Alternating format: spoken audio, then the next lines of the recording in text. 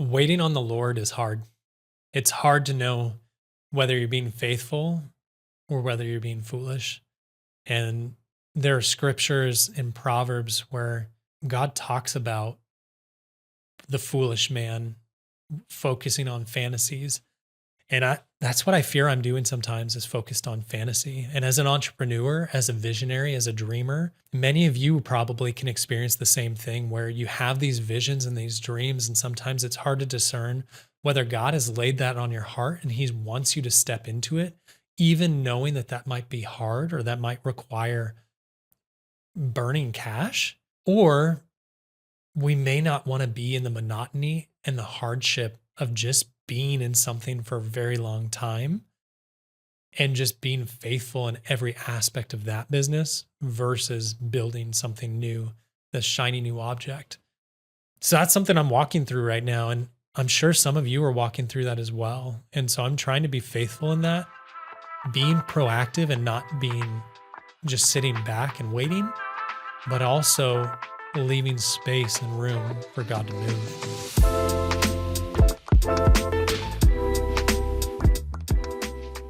Hey, welcome back to That Christian Business Podcast. It's me, Greg Helton, your host. And today, as you can see, looks a little bit different because there's no co-host. It's just me. I wanted to take a week to just kind of give a little better understanding about what this podcast is all about, give some background of who I am and what I care about, and then ultimately talk through some different subjects that are deeply important to me and hopefully will be meaningful to you as a Christian business owner, entrepreneur, or someone who's interested in stepping into those fields more.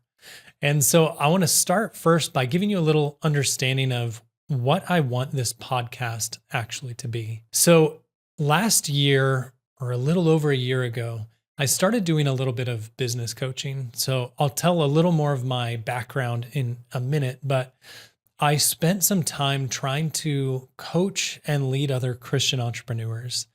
And as I built this new business, something that I thought about is the kinds of inputs and things that I was listening to and learning from, and how to support other people. And honestly, on the business side, how do I find more of the right kind of clients for my coaching business? So the people that I best serve are Christian entrepreneurs who deeply want to integrate faith, family, and business.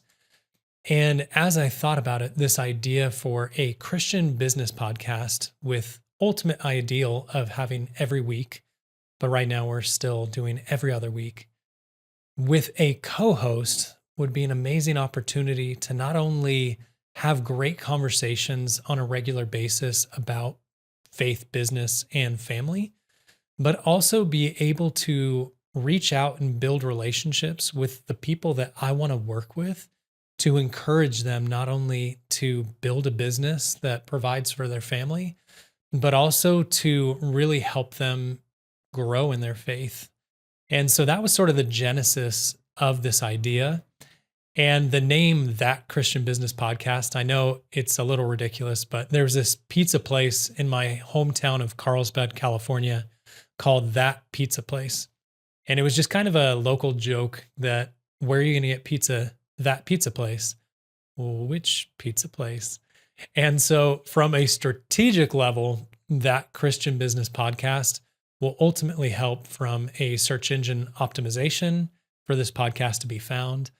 But from a playful level, I just love the idea of people saying, oh, what podcast do you really like? Oh, have you heard of That Christian Business Podcast?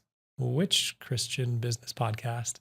So sort of that same playful thing. And my hope for this podcast that it isn't just one that challenges you or one that makes you think deeply, but I love podcasts that are broad in how they impact you. And so this one, my goal is that it can educate, entertain, equip, and even challenge you in your faith, in your business, in your family life to really put Jesus at the center of all things. And so with that said, I also wanted this to be an in-person show. So we're here in my podcast studio in downtown Raleigh, North Carolina. And I've watched and heard a lot of podcasts that are remote and they're doing it. There's a lot of ways to make the production level high still while they're not in person.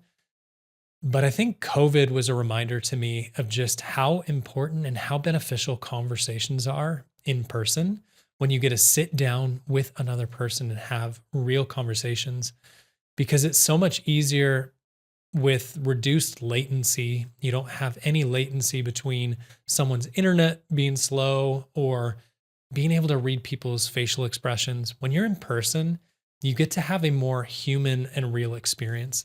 And as AI becomes ever more prevalent, that's something that I'm trying to lean more and more into is how do we have human to human interaction and then share that. Obviously, those of you listening or watching aren't able to be here with us, but I want that to be an experience where you can actually feel the emotions of the person sitting next to you and sort of bounce off of that. I think it brings more life to it. And so while there are going to be people that I wish I could have on this podcast in person, that may not be able to happen. And so for the most part, I'm just going to this season not do episodes where I have to do it remotely and really focus on those people that can be here, be present, but also bring value to you. So the other idea when I started this was I wanted it to be a co-host that was with me every single week, just me and one other specific person. That way you can build rapport, build banter, have this back and forth that brings a lot of value from just understanding who we are on a consistent basis. But so far, God hasn't really revealed if there's a specific person that should be and what would be the best fit. And so in this season, instead of just having guests on the podcast, everyone who's on is a guest co-host. The idea is that we can ask interview questions to these new people who you're meeting, but also to have some back and forth banter on specific subjects or topics so that you not only get to know them, but you get to know me. And in an ideal situation, as we discuss challenging subjects, it's not going to be just one perspective, but it's going to be multiple perspectives challenging each other so that we can get deeper and really understand God's heart for things. Just as everything that you listen or watch, my recommendation is that you take anything we say in light of the gospel and in light of the Bible. There are going to be things that I say and make mistakes on. There are going to be guests who come on who have perspectives and beliefs that maybe aren't fully biblically accurate. And so always be reading scripture and viewing anything we say as just conversation to help push and challenge you. But you should be coming back to scripture and prayer to see if that's actually what God is leading towards, or if it's just something that we're having in a conversation, because I'm a fallible human. Every single person who comes on is a fallible human being who is filled with sin, just like me. So while we have opinions, they may not always be accurate. So I just wanted to put that out there. And so moving forward, the ultimate goal, like I mentioned, is to have this be a weekly podcast. So as you're driving to a project, as you're driving to work, as you're going to a meeting, you can sit down once a week or once every other week and listen to roughly an hour conversation that is all about how do we better center faith in our business and family. And something that has crushed me over the years of listening to mainstream podcasts like How I Built This is I would listen to an interview of a famous entrepreneur who built a huge business, sold and exited for hundreds of millions of dollars.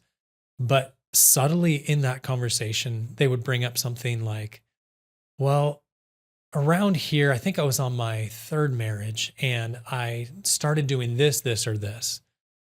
And I started realizing that not only marriage, but faith for most people just became collateral in their mission to achieve self-actualization or self-realization and building something big and having what they would consider to be success. And while you can have success financially, and while God does bless people immensely, that isn't the primary purpose of being an entrepreneur as a Christian. And so I want to be pointing people back towards Jesus consistently and pointing people back towards stewarding their families well, because a business, if done well, can really invite family into it so that you are creating something that makes lasting impact far beyond yourself and your direct family, but to the people around you and to the generations to come. So as we move forward, just keep that in mind. That's what we're trying to do. So a little bit about me. My name is Greg Helton. I am a husband to my beautiful wife, Kristen, and we have 3 children, Brooklyn, Addison, and Ezekiel. I am deeply passionate about faith and family. We are also passionate about foster care and adoption. We have 2 biological children, our older daughters, and then we adopted our son through the foster system in California when we lived there. I also have a background in worship leading and some sense of ministry. And so I wanted to give you a as fast as I can make it, I'm sometimes long-winded, but a fast overview of my career path, what brought me to where I am today, and what I'm honestly doing today. And so that all started, let's start not at birth, but at the entrance into college. So as I was graduating high school, I was trying to figure out where I wanted to go to college. And a close family friend of ours was a chemical engineer for Kodak. And I loved photography at the time. I loved the idea of using my math and science skills and pair that with something I love, like photography. And so my dream was go to college, get an engineering degree, and then graduate, make a lot of money. Hopefully at that point, this is back in 2003, 60 to 70,000 graduating from college and going into an engineering degree was pretty common. And to me, that sounded like a lot of money. Now, 23 years later, gosh, that doesn't sound like a lot of money. And so as I was thinking through that, I talked to our family friend and he encouraged me about either pursuing chemical engineering like him, or there was another field called materials science and engineering. And I looked at a few different colleges, and California Polytechnic State University, or Cal Poly in San Luis Obispo, was a great engineering school in California that was a state school and also very affordable. And so I looked into that, and they didn't have chemical engineering, but they had materials. And so out of the 4 schools I applied to, I only got into Cal Poly and UC Irvine. And I loved the idea of going up to San Luis Obispo, a beautiful part of the central coast of California. And so I went up there and first of all realized that college was way harder than high school. I got 100 or higher than 100% in every math class. And I think my first quarter got a C in one of the calculus classes I had to take and was just shocked at how much harder it was. But I also realized very quickly that thank God I didn't get into a chemical engineering program, because the chemistry side I did not enjoy that much. And while materials had some of that, it wasn't the primary focus. But as I went through, college was kind of, the school side was okay, but I really loved the ministry side. I got deeply involved in the Campus Crusade for Christ movement they had. And some people joked that Cal Poly was the cheapest Christian college you could go to, because we had over 1,000 people who would go to our Campus Crusade for Christ weekly meeting. And I loved doing worship. I started leading worship at the end of high school. I went to a Christian high school, and I jumped in and kind of just hoped and expected to be a worship leader for Campus Crusade right off the bat. But God really had to start working on my humility. And for an entire year, all I did was help set up sound equipment. And then the next year I started playing rhythm electric guitar, and I did that for a few years. And I think it was about halfway through, a quarter into my senior year, that I got to lead worship and be a part of the two-person worship leading team. We had 2 full bands. And I loved it. That was something I cared way more about than college. And as I was graduating college, a pastor friend of mine who was mentoring me, his name is Pastor James. Shout out if you listen to this. But he said most Christians, when they graduate college, they seek a job and then they find a church to serve in once they find the job. He said, God has gifted you in worship. And I just want to challenge you to find a church to use that skill set to serve him first and allow God to provide the job. And so I took that to heart. And for whatever reason, I really wanted to get out of California and try something new. And music was a big part of my life. I had a band that I thought we were going to go big. Um, I was filled with confidence, but overconfident in things that were skills I didn't actually have. So again, praise God, that didn't work out, but I was looking at music cities. So we lived in San Diego. I was looking at Portland, Oregon, Seattle, Washington, and Austin, Texas. When I went out to visit Austin, Texas, pretty quickly I realized I don't think Texas is my vibe, is what's going to be a best fit for me. And then I visited my buddy's family's church up in Seattle, Washington, outside in like Tacoma area, SeaTac.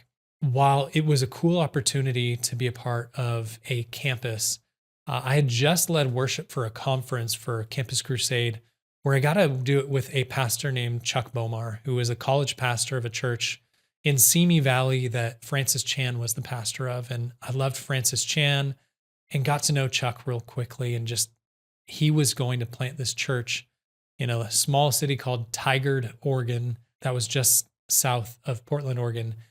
And after spending some time in prayer, I decided that was where I was going to go. And when I got up to Portland, my idea was, all right, God, I've given up my desire for engineering, which I didn't really give up. I just thought I had postponed it.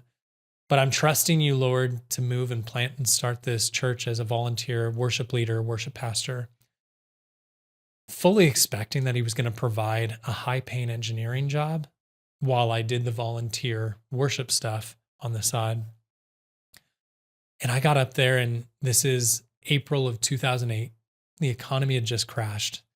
I had zero network in Portland, and I couldn't even get an interview for an engineering job. I couldn't get a conversation, and I just honestly was in this dark season where I didn't know what to do. And so on Craigslist, I saw that they were opening a new California Pizza Kitchen restaurant about 30 minutes away from where I lived. And I've never worked in a restaurant, and I didn't want to go into like a busboy job or something like that. I was like, if I have to do a restaurant job, here was a pride issue again. I want to be a server, not only because it feels better, but hopefully make more money. And so I went to this mall where they had a little setup for interviews, wearing, I don't think a full suit, but I had a tie, dress shirt, slacks, and was by far the most dressed up person there, which made it pretty easy to get a job. And I ended up waiting tables and ultimately waiting tables and bartending at this California Pizza Kitchen for years. And looking back, wish that I had the perspective that I would make any work that God had me in excellent, and that I would do it as if it was the only job for me.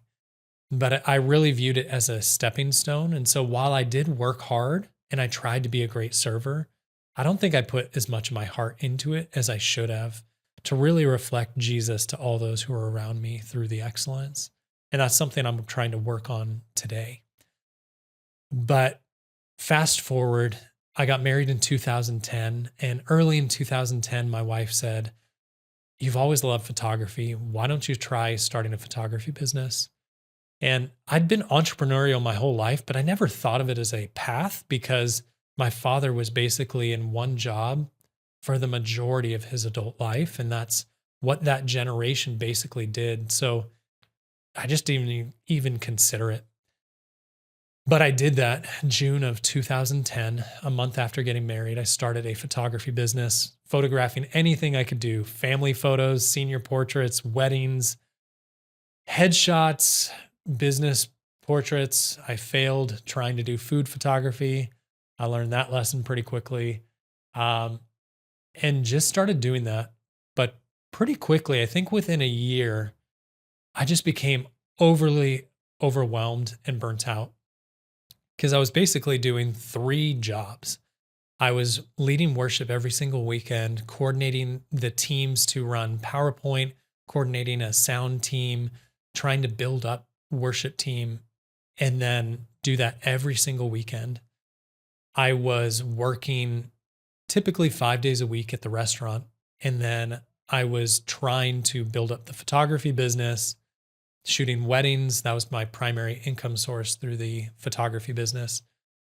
And I sat down with the pastor of the church that I planted and said, I just am struggling. I need to take one of those things out. I'm doing too many things.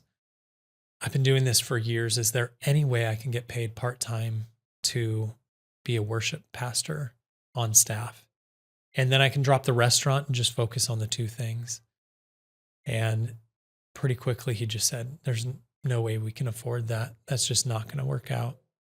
But I also recognize that this isn't healthy for you where you're at. So effective this weekend, I'm going to have you step out of worship and allow you to just work through what's going on. And that was devastating for me because that's not what I wanted at all. And I honestly had thought at some point that maybe vocational ministry, doing worship leader role full time, could be what I did because I loved it so much. And now it was gone completely. So we continued to go to that church, but navigated some feelings of breakup and heartbreak through that season. But being able to focus more, my photography business started to flourish more. And within 6 months to a year, I don't remember the exact timeline, I was able to shut down and be done with the restaurant, which was such a blessing. And my wife was working at the time, but we still had no kids. And we get to 2014. And when we get to 2014, my parents had told us they had this opportunity for us to move into a house that my grandmother owned. And my sister had had free rent for a good amount of years with her husband and kids. Now that we were just about to have our first baby in April of 2014, would we like to move back down and take advantage of that? And it was a really hard season where I didn't know what to do because I had poured so much of my heart, and my wife did, into Portland and all that we were doing there. Our entire marriage was there, but this opportunity to be near family. And then at that point, photography, I was doing a lot of stuff outdoors, and Portland is lightly misting or raining most of the year. So it really limited how much time you could be outside. I had to really think about it and pray about it. And that same pastor, Pastor James, who encouraged me to find a church first, he just kind of laid out this idea that sometimes God puts us in positions where he says, if you go this direction, I will bless you. And if you go this direction, I will bless you. It's not a one way is better than the other, but it's you have autonomy to walk in freedom with the Lord, and he's going to bless you as long as you're walking in step and in faith with him. So we made the decision to move back to California. And at that point, I was starting to do some video production the last year or so, since I had cameras that could do both. And when I moved back, I just realized that wedding photography was not going to be the long-term thing. And so I started building the video production side of my business and said that was going to be my full focus. So I finished out and took photography projects just to pay the bills in the early stages, but really focused on building the video production business. So as we fast forward, I spent 2014 to 2024 solely just focused on building up. Well, solely is inaccurate. There were a bunch of little side projects in the midst, but really building this video production company. And I brought it to the point where I was able to have a full-time employee for 2021 to 2024. And I started with one. His name was Matt. And then when he decided to start his own video production company, I then brought another guy named Jacob on, which was such a blessing, and worked with him. But as our family grew, as we became a family of five, our small little house that we were originally getting free rent from, and then by God's grace and my parents' favor, we were able to buy from them in 2019 at a discounted rate, which allowed us to even be able to afford to buy that house. But I was just going to make that house our forever home. But with what we were doing with adoption, with our heart for potentially adopting or doing foster care in the future, the 3-bedroom, 1,400 square foot house, and the way that we wanted to host people and care for people just wasn't fitting what we were wanting to do. And at this point in 2024, I just wasn't making enough money with the video production company to be able to afford jumping to like $5,000 a month in housing expense to buy a 4-bedroom house that would likely be $1.1 to $1.2 million at much higher interest rates than what we had. And so that started our journey of navigating what would it look like if we sold this house, which the Lord blessed us with a substantial amount of equity in just 5 years, and take that equity and move to somewhere more affordable, that we could get a larger home that was a good fit for our family, but also allow us to use some of that equity to figure out what we really want to be investing in for the next 10, 15, 20 years. I'll spare the long story right now, but where that led us was to a town called Fuquay-Varina in North Carolina, which is a suburb of Raleigh, North Carolina. And it was one that is growing, but not the highest level of suburb here in North Carolina. And we're also a multiracial family. Our son is African American. And so we were looking for places that were diverse ethnically, as well as booming economy with a lot of growth and opportunity in the future, and opportunity for growth in faith and finding a great church. And so July 1st, 2024, we moved across the country. We spent 5 days in 2 cars driving all the way across the country. And we moved into a house that we were renting, which God ended up opening the doors to buy that house from the landlords, which is another story for another day on how that worked out and how it wasn't necessarily the perfect house that we wanted. But I think financially and for what we were trying to build and for community-wise, it was just this great opportunity. But moving here, it was probably, so right after moving here, I turned 40. And maybe it's the midlife crisis. Maybe it is discontent. Maybe it was fear. I don't know exactly what it was, but I was really wanting to figure out if video production was what I should do for the next 10, 15, 20 years. Not only was I seeing video production slowing down and some of the business slowing down, but with the advent of AI, with all these different trends, layoffs, economy shifting, I wasn't sure that video production was going to be the long-term thing. And so I had started a putter company, a brand called Verb Golf, with a good buddy of mine, Philip. And he had already had a putter brand for a long time. And so this was a one that was focused more on the US market, trying to reach out to those, just trying to have fun, pair that fun side with golf and that tradition, and tried to do that as a side hustle. Basically, both of us were building it on the side, but realized very quickly that it was going to take far more work and potentially financial assets to pour into it than we could afford to do. And then I wasn't going to move across the country when we started it, but then we were all of a sudden on opposite coasts from each other. And so one of the ideas was trying to build that once we got here, as well as video production. But pretty quickly we realized we had to shut that down.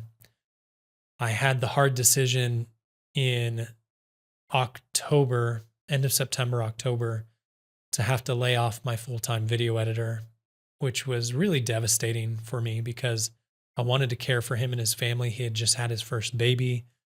I wanted to support them, but I just wasn't getting enough work and I wasn't clear on what I was supposed to be doing vocationally. And so I had to lay him off. And I was spending a lot of time during this season because we had some extra cash from selling our home, looking to buy a home service business.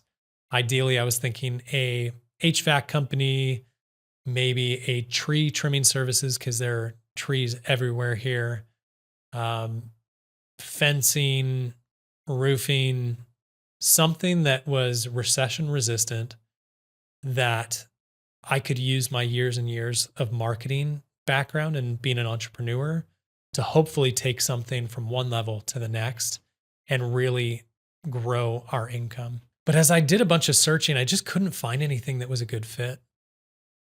And so my wife, she was the one who encouraged me to start my first business. And she said, "You love pouring into men. You love helping other people. What would you think about starting a coaching business and coaching other entrepreneurs?" And so February of 2025, I really started, I was like, I'm going to make this my primary focus. And I started building that up. I paid, I think like $10,000 to be certified and do the Coach Builder program through Donald Miller's Story Brand, be certified in the Business Flight Plan, their small business program, which I think is really deep and very helpful, especially with marketing language and communication. And I was really labeling myself the Christian business coach. I was doing pro bono stuff, a lot of free coaching just to get my feet wet and meeting a lot of people. And it resonated with people. But I think I had a really hard time defining exactly what I was doing in the coaching to provide people with the clear path to what they were achieving. Now, my sweet spot is I love helping Christian men really focus on family and faith. And how do you deepen that? How do you grow in that? And how do you make that the center of all things, like we discussed earlier? But I also like to understand what their struggles are, what their challenges are. I'm naturally a problem solver. And so I like to be that person who helps people navigate. How do you move forward when things are hard? How do you navigate those hard conversations with vendors, with clients, with your team, your employees? And so really, I wanted to be a strong sounding board. And then I also have a strong marketing side of helping them clarify their language, make their websites better, help them to convert better, how to find more clients. But it was hard to get people to sign in for a coaching plan to do 6 months, to do monthly coaching. During that time, there was this opportunity, like we discussed in the last episode, to potentially buy a coffee shop. And that's something that I love, the idea of buying a coffee shop in a cool location where we can build community and just pour into people. And honestly, being in a business that's predicated around social media, I love the idea of being able to step back a little bit from just the social media and have even more person-to-person, inner relational conversations with people on a daily basis, pour into the team there, be able to use some of that coaching skills within the local community and maybe bring other local entrepreneurs and business owners and have them at the coffee shop and lead them towards growing their business in a successful way. And for those who don't know Jesus, to be able to share him through it. But that opportunity fell through. And when that fell through, I had on the back burner this desire to lean back into the video production side and to build a podcast studio originally I was looking in Fuquay, but Raleigh I felt like was the best place because it's a hub. And I saw that there was a hole in the market. There weren't many podcast studios that were focused on video production. And so I found this cool historic building in the middle of downtown Raleigh with a space that had 3 rooms that wasn't too expensive, that I could build into some unique spaces to rent out to other people, but also to come and film out of. And God had laid these 2 podcasts on my heart, that Christian business podcast and the Persisting in Purpose podcast, which I had started years ago, but had only done a few episodes. And I just didn't have a space to film it in. I tried to do a few episodes in my home. I did one in this office I had in Fuquay, but it was in a warehouse that had horrible audio, forklifts and everything. And so I ended up getting this space so I could not only do work in it, but also run these podcasts and just make kingdom impact to share gospel stories and Jesus-centered stories with business owners, entrepreneurs, and believers pursuing integrating faith in their work. And so that's what kind of brings us to today. And to be honest, it's been a wild ride. And it's one where I'm in another season similar to when I moved to Portland, where I don't know what God is doing and I don't know where he is taking things. And I am still trying to pursue him daily to see, am I being faithful in the direction that I'm taking things? Or am I being unwise? Because in this season, because we didn't end up buying businesses, we've actually been living off a lot of that money that we had sold our house. We've been using this time to build and pour intentionally into a lot of ministries, into a lot of people. It's honestly opened the doors for me to share the gospel and even lead some people to Jesus for the first time because of my availability. But it's also been a season where I'm like, I can't make as little money as I have been slowing down my production company for a long time. And so there's a few different lanes that God may be taking it, but I'm just trying to be faithful steward of the people, the relationships, and the things that he's laid on my heart, while also trying to build up the business so that I can continue to provide well for my family. Waiting on the Lord is hard. It's hard to know whether you're being faithful or whether you're being foolish. And there are scriptures in Proverbs where God talks about the foolish man focusing on fantasies. And that's what I fear I'm doing sometimes, is focused on fantasy. And as an entrepreneur, as a visionary, as a dreamer, many of you probably can experience the same thing, where you have these visions and these dreams, and sometimes it's hard to discern whether God has laid that on your heart and he wants you to step into it, even knowing that that might be hard or that might require burning cash. Or we may not want to be in the monotony and the hardship of just being in something for a very long time and just being faithful in every aspect of that business versus building something new, this shiny new object. So that's something I'm walking through right now. And I'm sure some of you are walking through that as well. And so I'm trying to be faithful in that, being proactive and not being just sitting back and waiting, but also leaving space and room for God to move. So I want to switch things up for a minute. I know that was long-winded. I told you I was going to give you the quick version, and honestly, that's probably the quickest I could do it. But I want to give a story time segment of something that happened last week. I was filming here in studio in this very spot, and I get a text, or actually my phone is ringing, from a guy I haven't talked to in a while. He's a buddy in California who I've also done some work for. He has a video production company. And so after my client leaves, I call him up. I'm like, hey man, what's going on? And in my mind, I was like, maybe he saw some of the podcast stuff I've posted on LinkedIn and just wanted to check in. And he starts basically like, hey man, I had bad news for you. And I couldn't possibly think of what that bad news is. We aren't close enough or don't talk often enough that I could possibly know what it was going to be. And I was afraid maybe one of our mutual friends had passed away. And he said, I got a letter from the state of California saying that there's a tax levy against you and that if I owe you any money, I should pay them and not you. And my heart just sank. I'm the type of person who pays their taxes like February 1st. I want to get it done as quickly as possible. I'm always trying to stay on top of everything like that. And I was just shocked. And so I spent some time calling an agency or person who called me, which I realized was not a government agency. It was sort of a spam company wanting to fight for me to get the money to be less.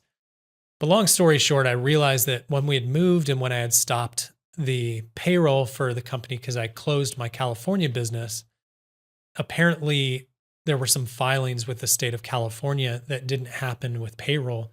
So they assumed that I was doing a lot more money than I was because the business wasn't actually operating. And they had my old address, so I wasn't getting the mail notifications. So I ended up, it said I owed in the $4,600 range, and they were trying to get that money from, luckily, only one other of my clients. But I was able to spend a few hours, get all that filing done, ended up owing about $100. Thank the Lord. That was such a blessing.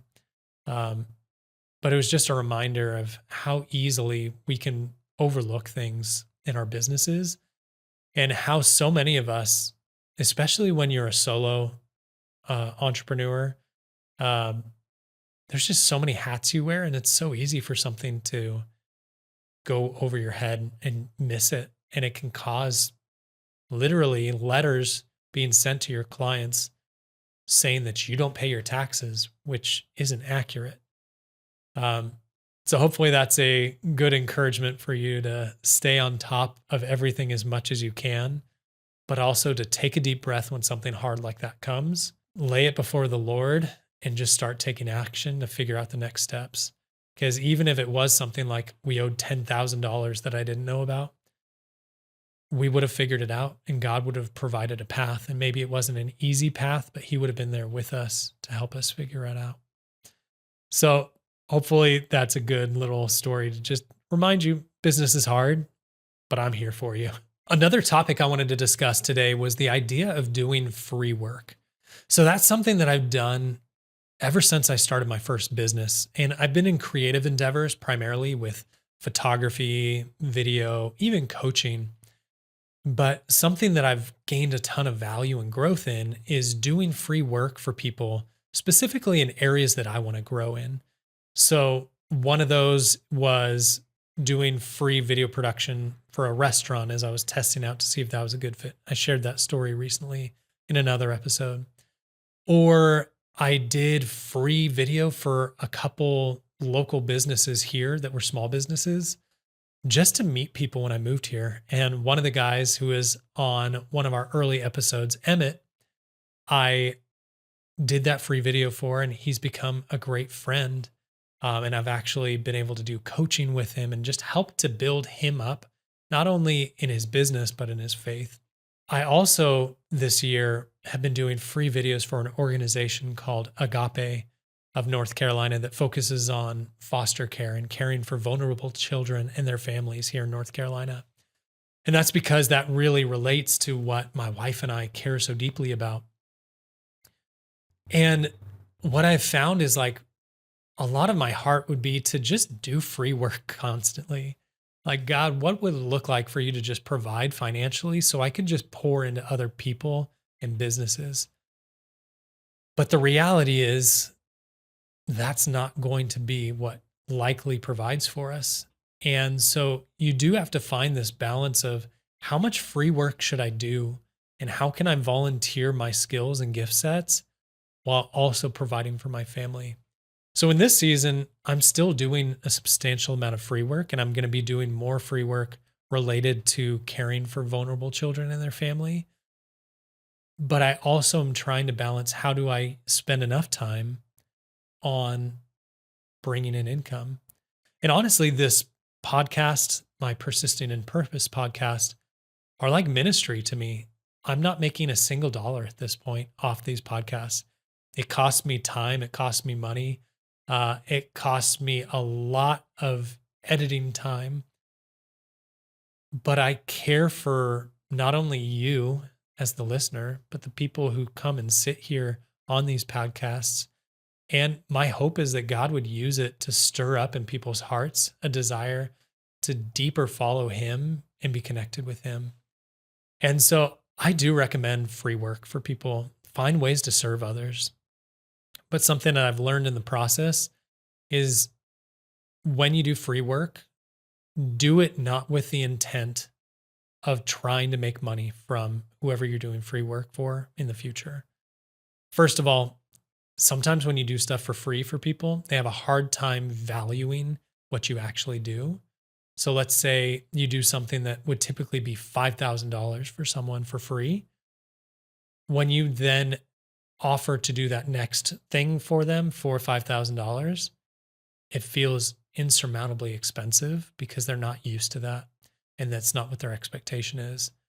So just really clarify what you're going to do, not for pride issues, but I think it is wise to, when you can, lay out what the scope of work is, what you would typically charge for that, just to give them expectations if they do want to use you in the future, but just don't make that your primary goal. But it can be your goal to utilize the projects and the work you do to be a reflection to other people of what you can do to get more work in the future.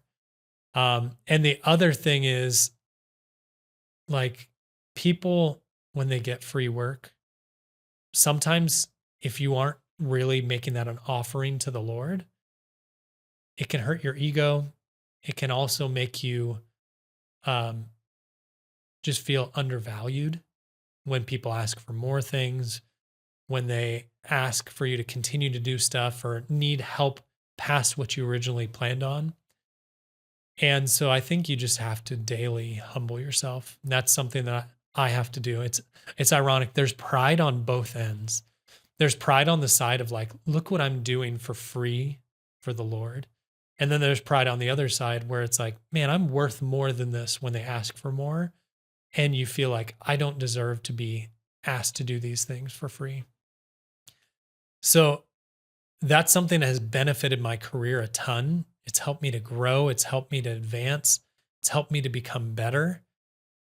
But we have to view it in the right light and we have to use it correctly, or it can have negative impacts not only on us financially, but on us spiritually. So in this season, I've also been reading a lot of different books, both for a leadership development group I'm doing with my church, where this gentleman, Joel, challenged us to read. It's about 1 to 2 books a month for 10 months. And so we're well into that right now and been reading a bunch of books. But I've also been reading books about faith and business and that overlap. And so I wanted to share 2 quick things that have really stood out to me over this year from those and how I'm trying to implement them. So the first is from Timothy Keller's book, Every Good Endeavor. And in the introduction, it had this quote: "To make a real difference, there would have to be a reappropriation of the idea of vocation or calling.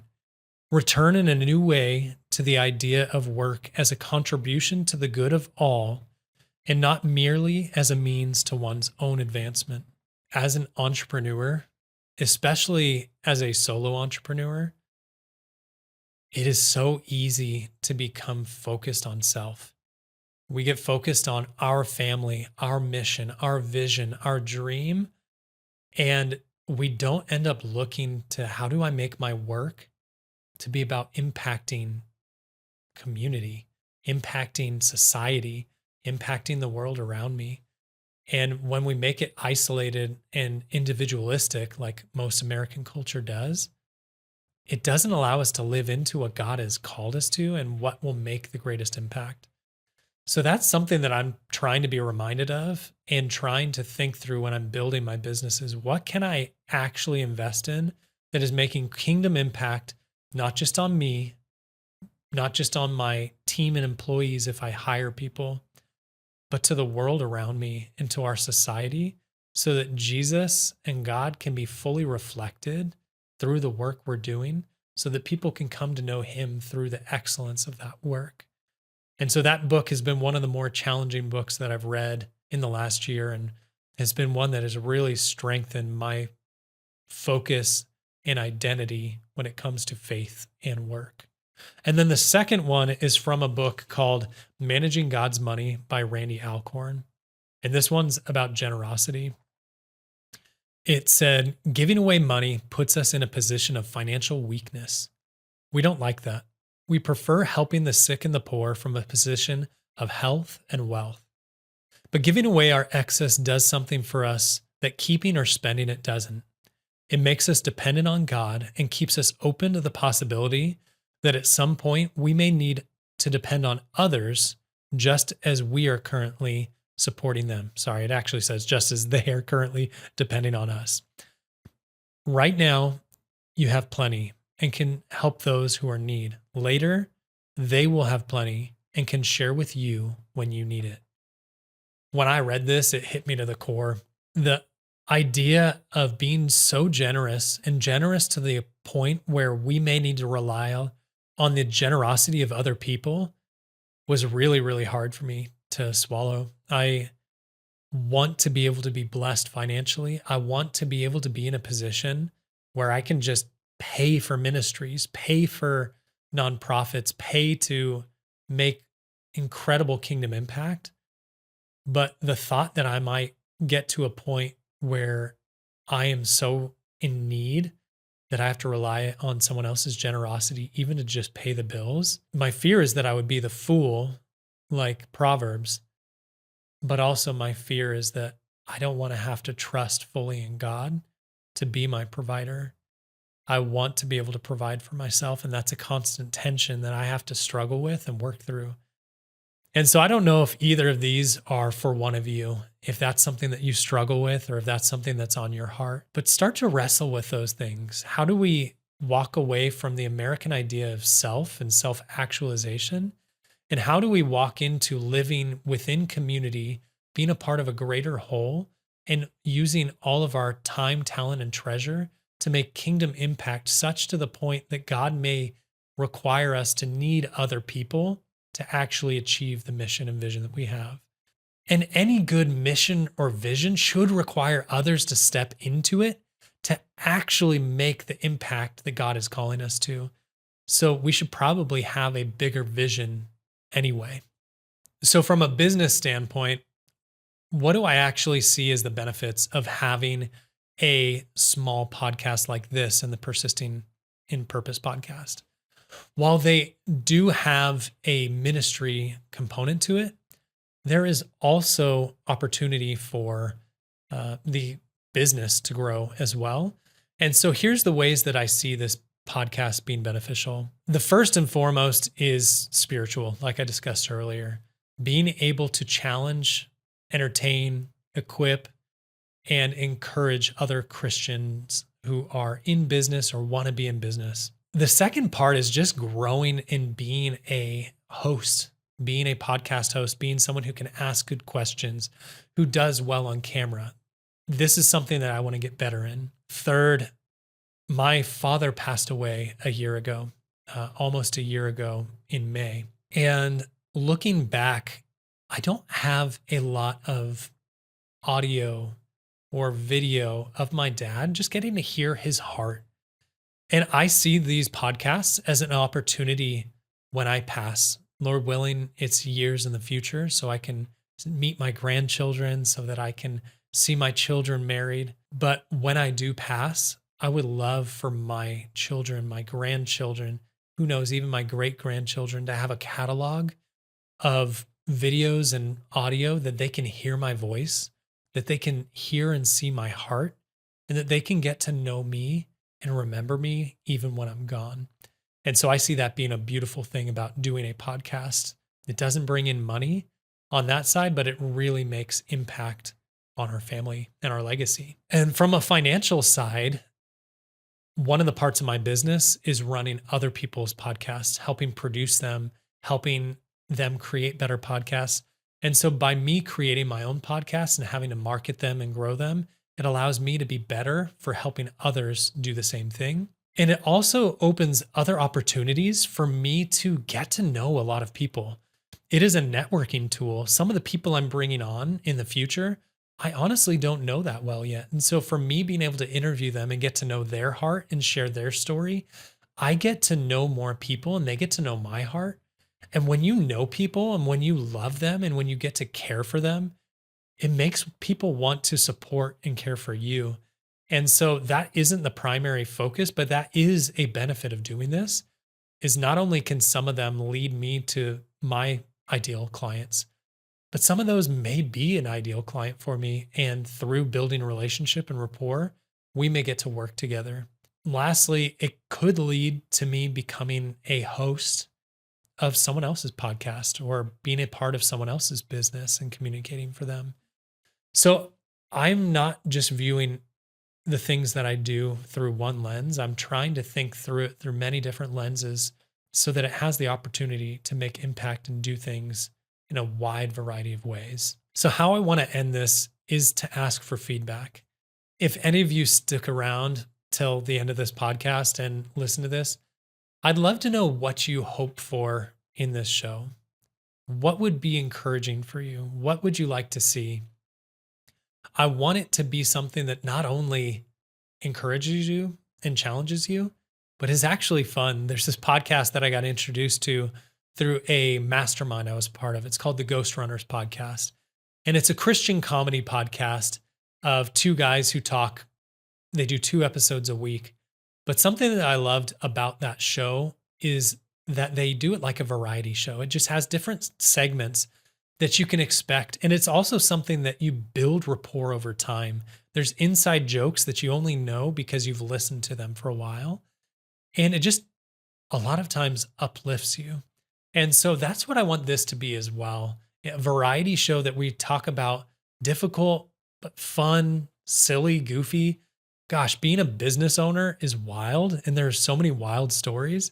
And so I want to just be a place where people can hear those stories and just feel like, man, the person on the other side of this microphone, camera, they know what it's like to be me, a Christian who's trying to steward their faith well while going through all the hardships that being an entrepreneur brings. But I would love to know from you, what else would you like to hear? What are the kinds of stories you want to hear? What are the kinds of topics that you want to hear discussed? And share your questions for your business, even if it's like a marketing question or a business question. And if it's something that we feel equipped, me and the co-host for the week feel equipped to discuss, we'll try to discuss that as well so that you can have a sounding board. Or if you feel like you're an ideal fit to come on this show and you're near the Raleigh-Durham area, want to come on, we can have a conversation and see if that's a good fit as well. As always, I want to end on scripture, and I'm going to read from Psalm 27. I'm going to read the last 2 verses, 13 and 14, but I recommend going out and reading this chapter in Psalms because it's such a beautiful psalm. It says, I remain confident of this.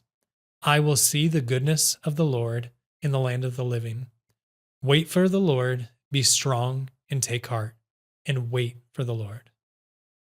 I love that it had to repeat, wait for the Lord.